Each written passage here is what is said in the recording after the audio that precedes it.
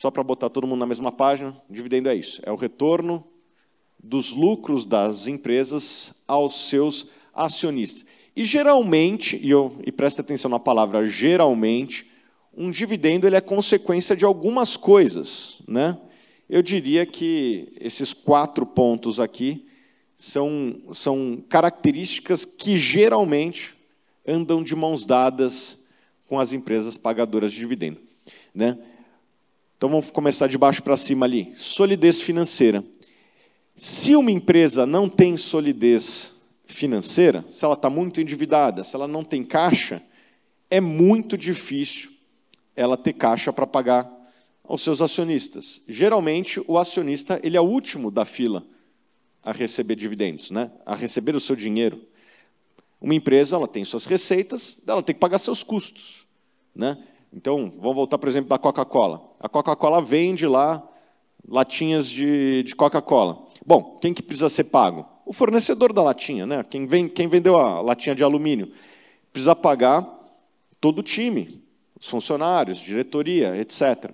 Tem que pagar imposto, né? Esse é talvez o primeiro a ser pago, né? Tem que pagar uma série de stakeholders, tem que pagar os bancos, né? Muitas vezes a empresa tomou dívida. Daí você fala, pô, uma empresa como a Coca-Cola tem dívida? Às vezes tem, né? Tomou dívida para comprar outra empresa. Mesmo uma empresa saudável, às vezes tem um endividamento. Não tem problema ter dívida. No Brasil, a gente associa a dívida a uma coisa ruim e, de certa forma, com razão, porque a maior parte das pessoas tomam dívida para consumo, e consumo raramente tem rentabilidade, né? Então, quem pega lá uma dívida para comprar um carro, para comprar uma geladeira, etc., não necessariamente vai ter um retorno em cima disso. Mas uma dívida não necessariamente é ruim. Se uma empresa toma a dívida a 5 e consegue aplicar 10, ótimo, né? Acho que o melhor exemplo é quem consegue tomar dívida no BNDES.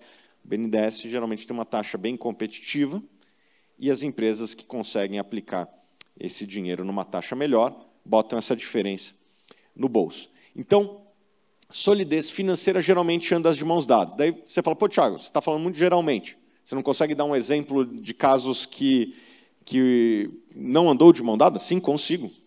A Oi, talvez até a Petrobras um tempo atrás. A Oi, ela estava pagando dividendos lá atrás, por volta de 2010, 11, 12, ela estava pagando dividendos sem ter a respectiva geração de caixa. Ela estava se endividando para pagar dividendos. É possível fazer isso durante um tempo, não é possível fazer isso para sempre, né? Então, o dividendo ele não era sustentável. A mesma coisa a Petrobras. A Petrobras estava lá em 2000 e também nessa época, 12, 13, 14, fazendo investimentos muito grandes, alguns investimentos que se provaram não muito rentáveis, estava subsidiando o preço da gasolina e, com isso, e ainda por cima, pagando dividendos. Da onde estava vindo esse dinheiro se a gasolina estava sendo vendida abaixo do custo? Estava vindo de endividamento. A Petrobras chegou a ter o maior endividamento do mundo. O que aconteceu? Era insustentável, ela teve que ficar lá 2015, 16, 17, 18, uns 4 anos aí sem pagar dividendo. Então, eu estou dando exemplos aqui de que nem todo dividendo ele anda de mãos dadas com solidez financeira, mas geralmente anda, né? Eu acabei até já emendando no segundo assunto, que é um negócio rentável. É difícil você pagar um dividendo se o negócio não for rentável, né? Dei o exemplo da Petrobras. Podia ter dado o exemplo da Oi. É raro, eu estou falando mais das exceções, mas podemos falar dos exemplos recentes. Hoje eu acho que tem poucos negócios que estão nessa situação. Pouquíssimos, né? Mas os exemplos recentes aqui, Petrobras, que muitos de vocês são acionistas, as empresas do setor elétrico, os bancos, né, que estão voltando a pagar dividendos um pouquinho maiores, né? Esses negócios são negócios rentáveis. O que é um negócio rentável?